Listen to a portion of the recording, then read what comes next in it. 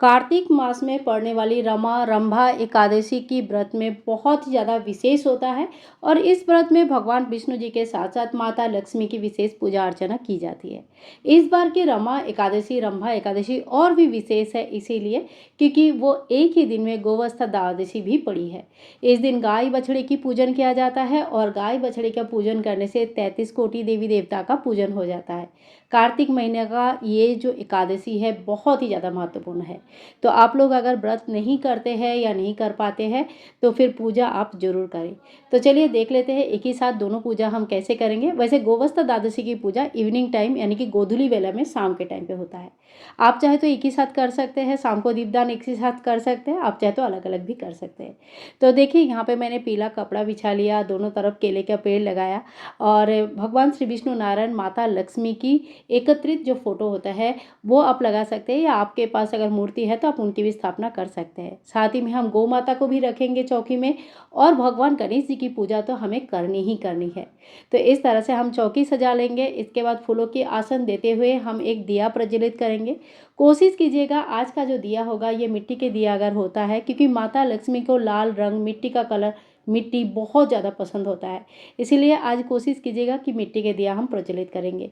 तो तिल का तेल या घी से आप दिया प्रज्वलित कर सकते हैं। हाथ जोड़ करके सभी देवी देवताओं को आमंत्रित करेंगे कि हे देवी देवताएं, माता लक्ष्मी, भगवान श्री विष्णु नारायण आप आए, हमारी पूजा स्वीकार करें। इसके बाद देखिए जल का छींटा देते हुए सभी को स्नान कराएंगे। सबसे पहले गणेश जी को ओम गणेशाय नमः, ओम गणेशाय नमः, ओम गणेशाय नमो नमः। इस तरह से मन ही मन मंत्र पढ़िए। माता लक्ष्मी, भगवान श्री विष्णु नारायण, गौ माता सभी को हम स्नान कराएंगे और स्नान के बाद हमें वस्त्र स्वरूप कलावा अर्पण करना है। तो सभी चीज़ों से जो शुरुआत होगी वो गणेश जी से ही होगी। स्नान भी हम गणेश जी से ही शुरू करेंगे। कलावा रूपी वस्त्र भी हम सबसे पहले गणेश जी को चढ़ाएंगे और टीका भी सबसे पहले हम गणेश जी को ही लगाएंगे। आज के दिन जो ओरिजिनल गौ माता होता है यानी कि जो चलते फिरते बोलते गौ माता है, आप उनके अगर सेवा कर पाते हैं तो बहुत ही अच्छा है। कोशिश कीजिएगा एक रोटी बनाकर, रोटी में थोड़ा सा घी लगाकर, चने के दाल भिगोकर और साथ में गुड़ लगाकर आप सुबह गौ माता को जरूर खिलाएं। या आपके यहाँ पे कोई आता है दूध देने के लिए, आप उनके हाथ में भी दे सकते हैं। गौ माता का सेवा करना आज के दिन बहुत ज़्यादा इंपॉर्टेंट माना जाता है। तो देखिए सभी को हम टीका कर देंगे। माता लक्ष्मी को हम लाल रोली का टीका करेंगे और बाकी सभी देवी देवताओं को हम चंदन का टीका करेंगे। गौ माता का आज गोधूली बेला में यानी कि शाम के समय आप जाके वहाँ उनके सामने भी दिया प्रज्वलित कर सकते हैं, लेकिन गौ माता से थोड़ी सी डिस्टेंस में दिया प्रज्वलित कीजिएगा ताकि उनको डर ना लगे, कोई अनहोनी ना हो जाए। इसके बाद सबसे पहले हम गणेश जी को लाल फूल दुर्वा घास अर्पण करेंगे और सभी देवी देवताओं को फूल अर्पण करेंगे।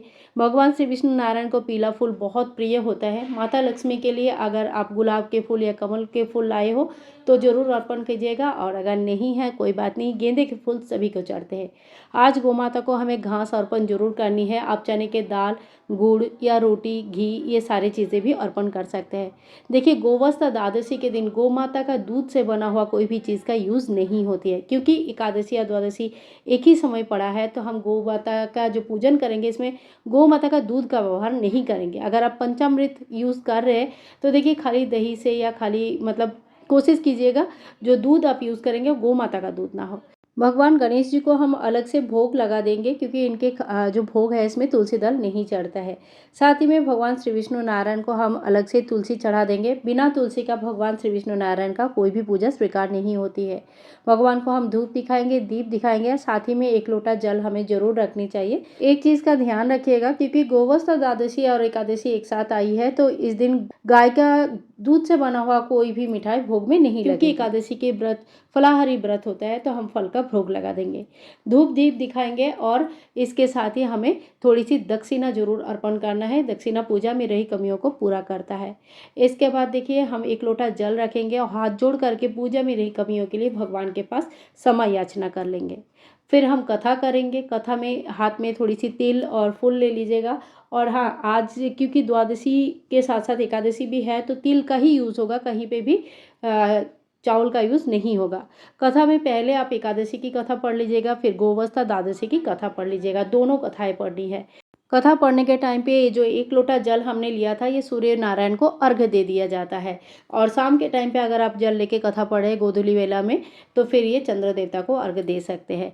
इसके बाद देखिए जो फल वगैरह है, ये सारी चीज़ें 10-15 मिनट बाद आप घर के सभी मेंबर में बाँट सकते हैं। अगर आपने व्रत रखा है तो आप खुद नहीं खाएँगे और बाकी लोगों को खिलाएँगे। इसके बाद जो है ना, लास्ट में हमें करनी होती है आरती। आरती आप कपूर से कर सकते हैं, दूसरे कोई दिया जलाकर भी कर सकते हैं। सबसे पहले गणेश जी को आरती दिखाइए, फिर भगवान श्री विष्णु नारायण, माता लक्ष्मी को आरती दिखाना है, फिर गौ माता को आरती दिखाएँगे। 5 बार या 7 बार ओमकार के आकार में जब आप आरती को घुमाते हैं, तो उसे आरती का ही स्वरूप माना जाता है। इसके बाद हाथ में थोड़ी-सी जल लेके चौकी में 2 बार वार लेंगे और हाथ जोड़ करके पूजा में रही कमियों के लिए क्षमा याचना करेंगे।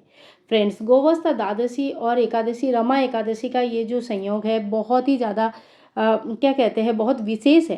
तो कोशिश कीजिएगा इस दिन आप पूजा पाठ ज़रूर करें घर में। सुबह-सुबह उठ के, कार्तिक की महीना चल रहा है, कार्तिक के महीने में विशेष फलदायी होता है ये पूजा पाठ। तो आज के लिए इतना ही। और हाँ, किस वक्त पारण करनी है, पूजा का शुभ मुहूर्त क्या रहेगा, गोवस्था द्वादशी की पूजा कितने बजे करनी है, ये सारे टाइमिंग आपको डिस्क्रिप्शन बॉक्स में मिल जाएगा। तो एक बार ज़रूर चेक कर लीजिएगा सारे टाइमिंग्स के लिए। और वीडियो अगर पसंद आई है तो प्लीज़ लाइक कीजिएगा, शेयर कीजिएगा और चैनल को सब्सक्राइब करके रखिएगा।